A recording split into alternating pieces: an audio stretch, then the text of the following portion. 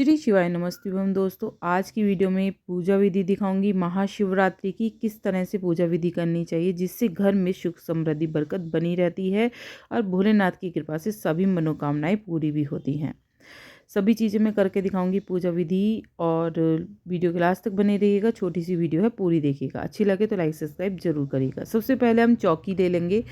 चौकी को अच्छी तरह से पवित्र कर लेंगे। बहुत ही बड़ी पूजा होती है महाशिवरात्रि की। कहते हैं इस दिन अगर विशेष पूजा हम करते हैं महाशिवरात्रि की भोले शंकर की, तो सभी मनोकामनाएं पूरी हो जाती हैं। यहाँ पर सबसे पहले मैंने सिंहासन लगा दिया है। यहाँ पर मैंने भोलेनाथ को सिंहासन देने के लिए चावल रख दिए हैं इनके नीचे, और फिर आप मूर्ति को स्थापित कर लेंगे।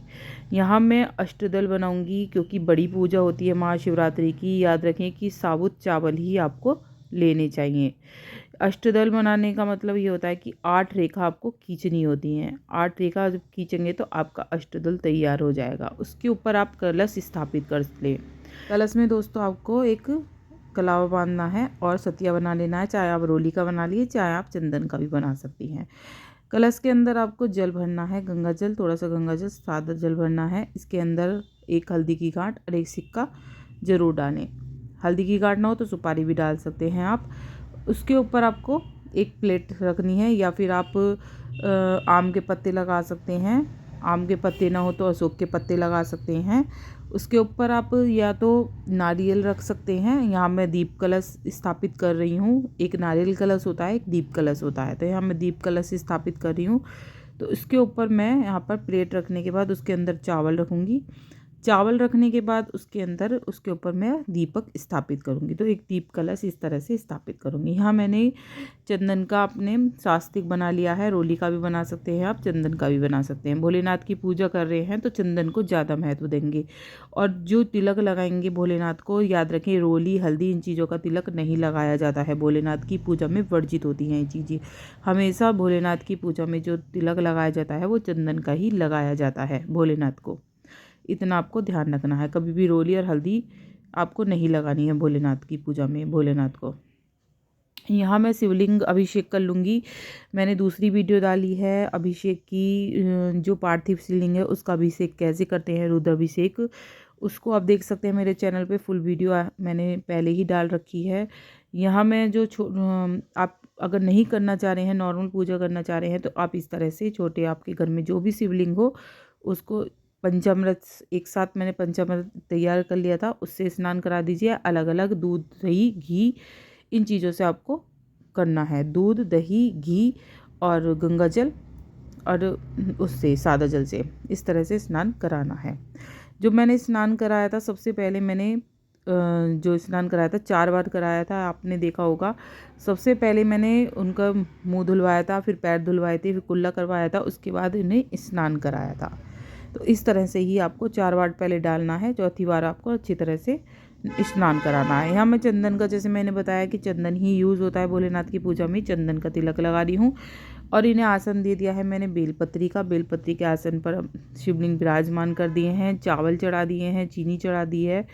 खीर आपने बनाई हो तो खीर का भोग जरूर लगाएं। महाशिवरात्रि पर खीर बनाना बहुत ही अच्छा माना जाता है। और यहाँ मैंने वस्त्र के तौर पर कलावा चढ़ा दिया है, और जनेऊ के तौर पर जनेऊ चढ़ा दिया है। जनेऊ आप बना सकते हैं, जो सूत का धागा मिलता है, जिसकी 108 बत्ती बनाई जाती है, उस सूत के धागे से आप घर पर भी जनेऊ तैयार कर सकते हैं। इस तरह से मैंने जनेऊ बना लिया है।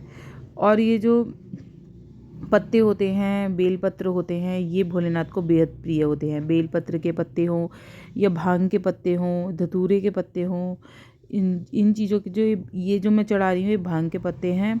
तो यहाँ भांग के पत्ते भी भोलेनाथ को बेहद प्रिय हैं। जो जो चीज़ें प्रिय होती हैं, आग के पत्ते होते हैं, इनमें से अगर कोई भी आपको मिल रहा है तो वो भोलेनाथ को ज़रूर चढ़ाएं। तो यहाँ मैंने आग के पत्ते नहीं चढ़ाए हैं, सिर्फ बेलपत्र और भांग के पत्ते चढ़ाए हैं। यहाँ मैं धतूरे चढ़ा दूँगी। जोड़े से धतूरा चढ़ाना है। आप चाहे एक भी चढ़ा सकते हैं, लेकिन यहाँ मैंने उससे जोड़े से धतूरा चढ़ाया है।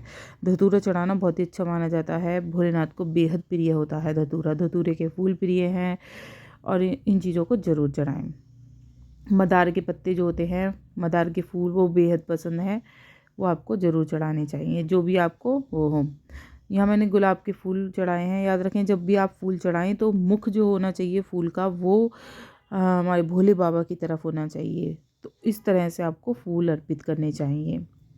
फूल के बाद आपको जो भी आपके फ्रूट्स हों वो अपने भोग लगाएं। कम से कम 5 फ्रूट, जो 5 फल होते हैं, 5 प्रकार के फलों का ज़रूर भोग लगाएं।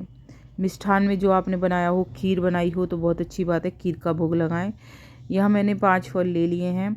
5 फलों का 5 या 7 फल आप भोग लगा सकते हैं। तो यहाँ मैंने फलों का भोग लगा दिया है। अम्बीर गुलाल लगाएं। अम्बीर गुलाल लगाया जाता है इस दिन, महाशिवरात्रि के दिन। और भोले बाबा को माँ गौरा के साथ एक बंधन में ज़रूर बांधें। कलावा लेकर एक साथ इनके बांधना है, आपको चढ़ाना है दोनों को एक साथ। तो यहाँ मैंने गौरा मैया की, जैसे कि इस दिन शादी हुई थी दोस्तों, तो यहाँ पे मैंने श्रृंगार का सामान गौरा मैया को ज़रूर चढ़ाना है आपको। चाहे आप मंदिर में भी चढ़ा सकते हैं, अपने घर में भी इस तरह से चढ़ा सकते हैं। ये जो श्रृंगार का सामान है वो आप या तो अपने जैसे कि पंडितानी हो उसको दे सकते हैं, या फिर श्रृंगार का सामान उसमें से थोड़ा सा आप यूज़ कर लीजिए, थोड़ा सा आपको बांट देना चाहिए। सारा सामान आपको यूज़ नहीं करना है। दक्षिणा के रूप में कुछ रुपए ज़रूर चढ़ाएं।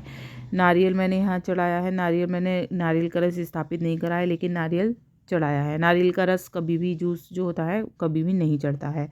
अगर आप पंचामृत से नहीं स्नान करा पा रहे हैं तो गन्ने का रस, फलों के रस से भी स्नान करा सकते हैं। गन्ने के रस से महाशिवरात्रि के दिन स्नान कराना बहुत ही अच्छा माना जाता है। कहते हैं मनोकामना कहते हुए गन्ने का रस चढ़ाने से सभी मनोकामना पूरी हो जाती हैं। तो मंदिर में गन्ने का रस से आप कर सकते हैं अभिषेक बाबा का, या फिर अपने घर पर भी कर सकते हैं। याद रखें नारियल के पानी से कभी भी अभिषेक नहीं होता है बाबा का, तो आपको ये नारियल का पानी कभी भी नहीं चढ़ाना चाहिए। नारियल चढ़ा सकते हैं लेकिन नारियल के पानी से अभिषेक नहीं करना चाहिए। तो छोटी छोटी बातें हैं, आपको ध्यान रखनी चाहिए। कौन से फूल वर्जित होते हैं, कौन से नहीं होते हैं, इन चीज़ों की वीडियो मैंने अलग से बनाई हुई है, वो भी आप मेरे चैनल पर देख सकते हैं। और दोस्तों भोलेनाथ जी को कभी भी केतकी, चंपा या फिर केवड़े का फूल जो होता है, और इन चीज़ों को, केतकी का फूल बिल्कुल भी नहीं चढ़ाना चाहिए। इन चीज़ों को नहीं चढ़ाना चाहिए क्योंकि कहते हैं कि इन्होंने जो बोला था, इन्होंने किसी झूठ में साथ दिया था केतकी के फूल में, इसलिए कभी भी केतकी का फूल नहीं चढ़ता है भोलेनाथ की पूजा में। ना ही तुलसी के पत्र चढ़ते हैं। याद रखें जो आप पंचामृत से स्नान कराएं, शंख से बिल्कुल भी ना कराएं, क्योंकि भोलेनाथ को शंख से अभिषेक नहीं कराया जाता है, क्योंकि उन्होंने शंखाचूर का वध किया था। इतना ध्यान रखें। और जो प्रिय हैं भोलेनाथ की, अगर आप उन्हीं चीज़ों से पूजा पाठ करते हैं, अभिषेक करते हैं भगवान का, तो सारी मनोकामना पूरी होती है। और जो श्रृंगार का सामान चढ़ाया है उनको जो अच्छे से लगाएं। जो हमारी गौरा मैया है, सिंदूर ज़रूर लगाएं गौरा मैया को। और यहाँ चुनरी मैं उड़ा रही हूँ, चुन्नी ज़रूर उड़ाएं। तो इस दिन जो हुआ था, विवाह हुआ था इनका दोनों का, गौरा जी का और भोलेनाथ जी का, तो इस दिन पूरा श्रृंगार आपको करना चाहिए और श्रृंगार चढ़ाना चाहिए। श्रृंगार चढ़ाने से दोस्तों क्या होता है, जो पति पत्नी के जो रिश्ते हैं वो बहुत ही अटूट हो जाते हैं, अटूट बंधन में बनते हैं इस दिन गौरा पार्वती जी, और वे हमें सौभाग्य होने का आशीर्वाद देते हैं। तो इस तरह से आप पूजा संपन्न कर सकते हैं। रुद्र अभिषेक जो पार्थिव शिवलिंग है वो मेरी अलग वीडियो में है, ज़रूर देखिएगा। वीडियो उपयोगी लगे तो लाइक सब्सक्राइब